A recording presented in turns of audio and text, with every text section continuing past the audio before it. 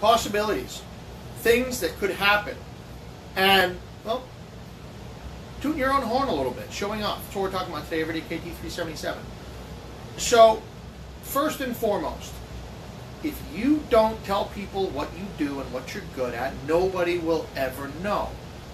Does not happen. I had a workshop today on goal setting.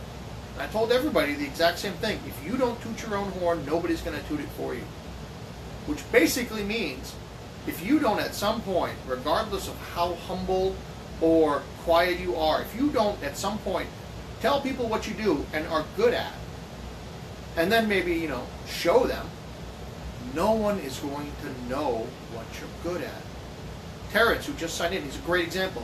He is a very talented artist. I would never have known if he didn't draw that sheet picture that is now triple mana. Those of you following him. Great stuff. It's hilarious. You have to let people know what you do in whatever fashion you do. Is it showcasing your artwork? Is it going to an open mic night to play the guitar or to sing? Is it giving workshops on whatever it is that you know about? Is it doing public speaking? Is it presenting? Is it writing code for a program and putting it out there for people to look at for free? Is it showing up during a hurricane to do free plumbing repair because you're a good plumber and you're trying to help out? Is it doing Doctors Without Borders, going down and helping people who need the help and can't help themselves? That's what I'm talking about. You go do these things, but you have to tell people. Now, you don't have to get up on a massive building with a huge sign that says, "I'm a badass." But if people tell you what you do or ask you what you do, don't just say, "I'm a doctor." No. Don't.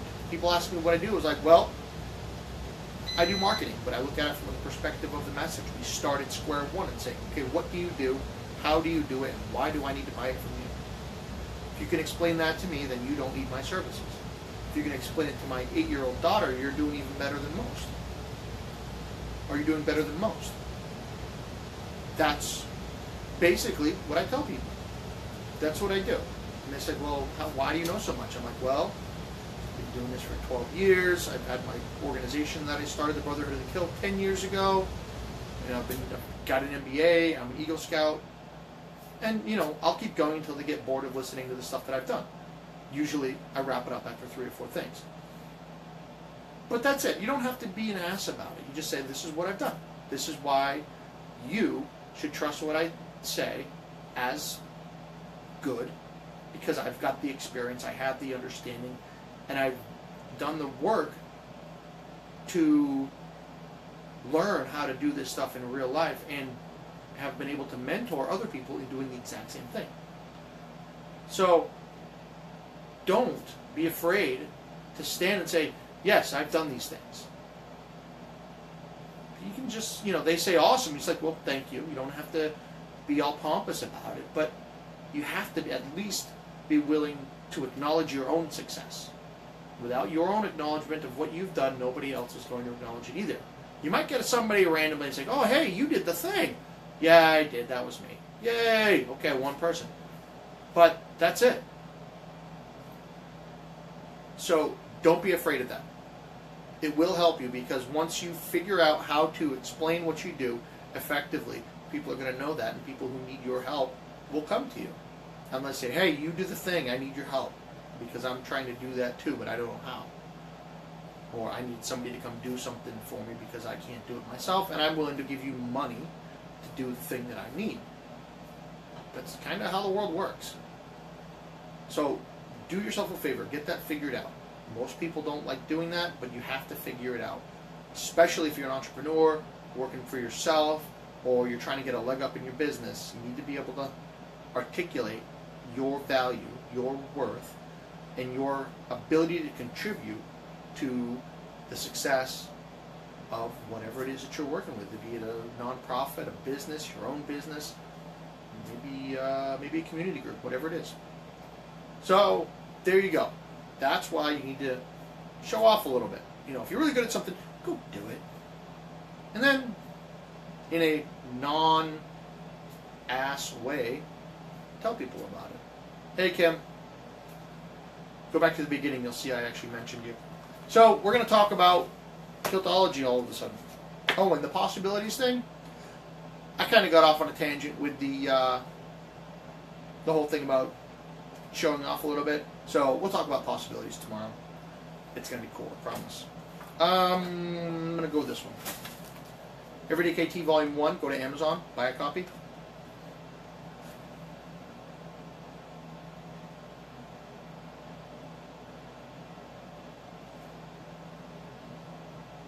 Actually, we're going to do this one. So, this has nothing to do with today, not really. But, well, no, it does. Actually, we'll talk about that later. Everyday KT number 98. If you ever see a poor soul wearing his kilt with the pleats in the front, I beg of you, gently inform him that his pleats go in the back so he can save whatever pride he has left. Kilties don't let kilties wear kilts backwards. Yes, I'm going to make a bumper sticker of that. What does that mean?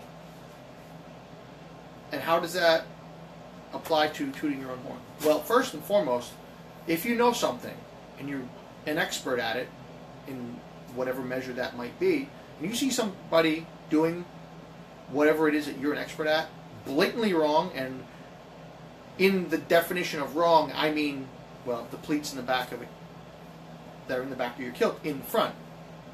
That level of wrong. You know, like driving with a red light. Don't do that. Blowing through stop signs. You don't do that. Holding the blade of a knife when you're walking. You don't do that. That kind of wrong. Not you're doing it different than I like to do it, but your way still works, so it's fine. Not that. It's something that's like either dangerous or just horrifically badly wrong. Not from an opinion standpoint, from a factual standpoint. Help them out. And, of course, they're going to ask, well, why do you say so? Well, I've been wearing a kilt pretty much daily for 12 years now. I've written a couple of books about it. I run one of the biggest kilt websites on the planet. And I've got about 4,000 guys that listen to me every once in a while out on Facebook. So I know a little bit about kilts.